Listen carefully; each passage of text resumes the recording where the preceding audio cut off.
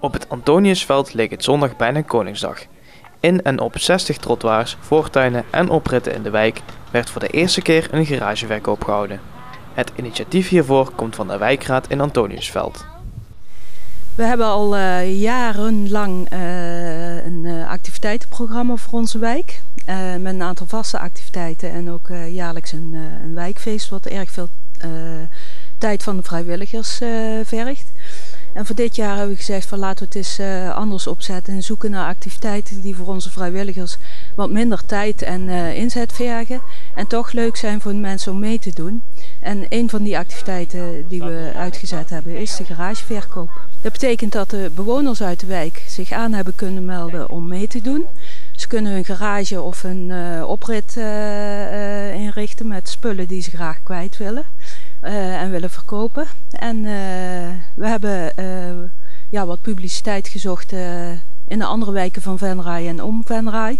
Om mensen hier naartoe te trekken, om in onze wijk te komen kijken en gelijk even te kijken of er nog wat voor hun tussen zit. Op de adressen was van alles uitgestald om verkocht te worden.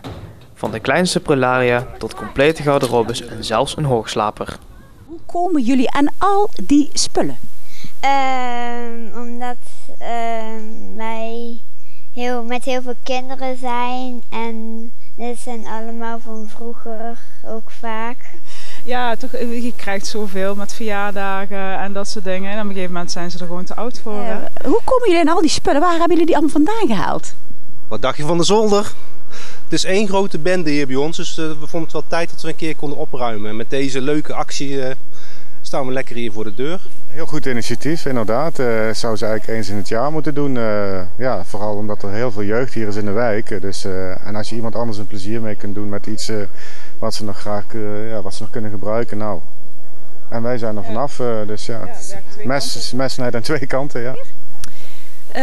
Of het gelijk volgend jaar weer gaat, dat weet ik niet. Maar we gaan hem zeker herhalen. Daar ben ik wel van overtuigd. Maar is het wel al druk geweest hier? We hebben best wel een paar klanten gekregen, maar het is nog ochtend, dus het is nog best rustig, denken we. En dat geld dat jullie vandaag gaan verdienen, wat ga je daarmee doen? Heb je daar al over nagedacht? We gaan nog een nieuwe hoekbank kopen, maar de rest weet ik niet. Kan ik een oksbord kopen? Een keertje gaan zwemmen met de jongens, dus dat is altijd leuk.